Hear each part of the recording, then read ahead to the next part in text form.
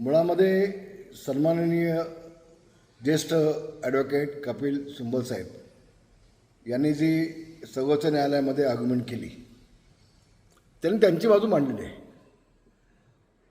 पण त्याच्यामुळं अमुक होईल तमुक होईल तमुक होईल हे सगळं मीडियामध्ये चाललं आहे. कुठल्याही बाबतीमध्ये मी सहमत नाही. मुळामध्ये आमचाही अभ्यास आहे. नाण्याला दोन बाजू असतात. आता त्यांची ठाकरे जे आहेत उद्धवजी त्यांच्या वकिलांनी त्यांची बाजू मांडली. आता एक आठवड्यानंतर आमचा वकील आमची बाजू मांडेल आणि ती बाजू ज्या वेळेला आपण सगळ्यांनी ऐकते महाराष्ट्र ऐकेल त्यावेळेला वास्तव काय ते लोकांना कळेल ना. ही फक्त एक बाजू आहे नाण्याची. गंमत अशी आहे की पक्ष कुणाचा. एक गोष्ट मी आपल्याला सांगतो, पक्ष हा वारसा हक्काने जात नसतो. वारसा हक्कानं तुमची मालमत्ता जाते. ज्या दिवशी उद्धवजींनी काँग्रेसची साथ पकडली, शिवसेना प्रमुख माननीय बाळासाहेब ठाकरे यांची ती जी कॅसेट आहे शिवाजी पार्कची, की ज्या दिवशी काँग्रेससोबत जाण्याची मला वेळ येईल त्या दिवशी माझा पक्ष मी बंद करून टाकेन, माझं दुकान मी बंद करून टाकेन. असं असताना शिवसेना प्रमुखांच्या विचाराच्या विरोधात जाऊन फक्त मुख्यमंत्री बनण्यासाठी उद्धवजींनी काँग्रेस साथ पकडली. त्या दिवशी शिवसेना प्रमुखांचा आणि त्यांचा वैचारिक संबंध संपला. वैचारिक म्हणतो, विचारांचा विषय संपला त्या दिवशी. शिवसेना प्रमुखांच्या शिवसेनेचा विषय हा त्या दिवशी संपला ज्या दिवशी उद्धवजी काँग्रेससोबत गेले. हे वास्तव आहे.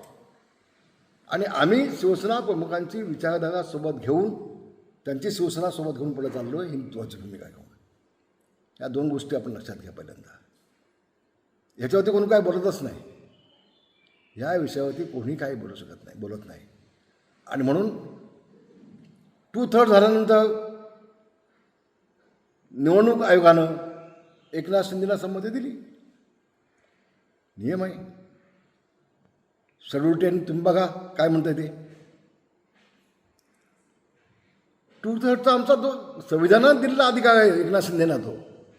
आणि पुढचं सांगतो तुम्हाला आम्ही, उद्धवजींकडनं जी एक चूक झाली मोठी, ती त्यांनी निवडणुकीला विधिमंडळामध्ये सामोरं न जाता त्यांनी अड्ड्याविषयीच मुख्यमंत्रीपदाचा राजीनामा देऊन मोकळे झाले. घाबरले ते. या मुद्द्यावरती कोण येतच नाही, कोण पाहतच नाही. बिलकुल होय, विधिमंडळ वेगळं, पक्ष वेगळा म्हणता तुम्ही, घटना म्हणता तुम्ही. तर घटनेमध्ये तर शिवसेना प्रमुखांनी भूमिका पक्षाची स्पष्ट केली होती की आम्हाला काँग्रेससोबत जाणं नाही. ज्या दिवशी जाणार त्या दिवशी सगळं संपलं पक्षाचं. तिथं सगळं संपलं जा. आणि 2018ची घटना काय म्हणते, एकनाथ शिंदेची जी घटना जी आहे ती काय म्हणते, त्या दोन्ही ज्या वेळेला समोर येतील, आर्ग्युमेंट होईल त्यावेळेला वास्तव समोर येईल ना तुमच्या काय ते नेमकं. त्याच्या आधी कशाला तुम्ही ढोल वाजवत आहे. संजय गावसाहेबांचं कामच आहे ते ढोल वाजवायचं. तर त्याच्यावरती तुम्ही जाऊच नका ना. मग आता या पक्षात जाणार का, त्या पक्षात जाणार का, त्या पक्षात जाणार का, हे प्रश्न विचारण्यापेक्षा आता उद्धवजींना तुम्ही काँग्रेससोबत घेऊन गेलात, राष्ट्रवादीमध्ये फूट पडली. मग आता नेमकं उद्धवजी कुठं जाणार आहे त्याचं तुम्ही बघा ना. आम्हाला कशाला सांगताय कुठल्या पक्षात आम्ही काय जाणार ते. चिंता आमची नको. तुम्ही स्वतःचीच काळजी घेतली पाहिजे. स्वतःचं तुम्ही पुढं काय करणार आहे ते तुम्ही लोकांना सांगितलं पाहिजे. आणि अजून दुसरी बाजू ऐकायची आहे आपल्याला. आम्हाला कसलीही अडचण नाही. एक सांगतो तुम्हाला पुन्हा एकदा, ज्याच्याकडे मेजॉरिटीचा पक्ष. आज एकनाथ शिंदेंनी 40 आमदार होते, 60 आमदार निवडून आणले. उद्धवजींचे आमदार किती आहेत? 20. मग ज्याच्याकडे 20 आमदार आहेत त्याचा पुढे पक्ष, की ज्याच्याकडे 60 आमदार आहेत त्याच्याकडे पक्ष. काहीतरी विचार होणार की नाही. आणि महाराष्ट्राची जनताने कौल कुणाच्या बाजूने दिला आहे? एकनाथ शिंदेच्या बाजूने कौल दिला आहे की उद्धवजींच्या बाजूने कौल दिला आहे? हे देखील तेवढं स्पष्ट आहे. कपिल सिब्बल साहेबांनी एक आर्ग्युमेंट केली की त्यावेळेला आमच्याकडे 20 खासदार होते, पण सत्ता यांच्याकडे गेल्यामुळं सगळे खासदार तिकडे आकृष्ट जातकडे गेले. गेले नाहीत, निवडणुकीत पडले. तुम्ही उच्च न्यायालयाची, सर्वोच्च न्यायालयाची दिशाभूल करताय, खोटं बोलताय.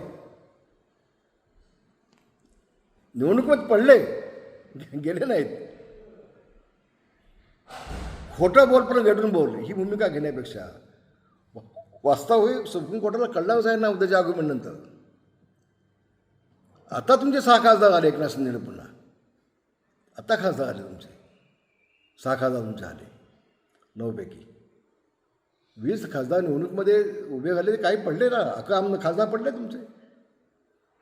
तर पक्ष त्यांचा होता म्हणून तिकडे आकृष्ट झाले सत्तेकडे, असं जी स्टेटमेंट दिले कपिल सिब्बल साहेबांनी ती चुकीची आहे.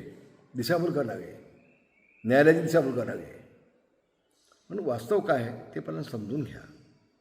आणि याच्या आधी अगदी इंदिराजी गांधींपासून मग तो खटागा निशाणे असू देत, तो गाय बछडा निशाणे असू देत, ती धनुष्यबाण हाताची निशाणे असू देत, ह्या सगळ्या निशाणे बदलले गेले ना त्यावेळेला. बदलले गेले ना.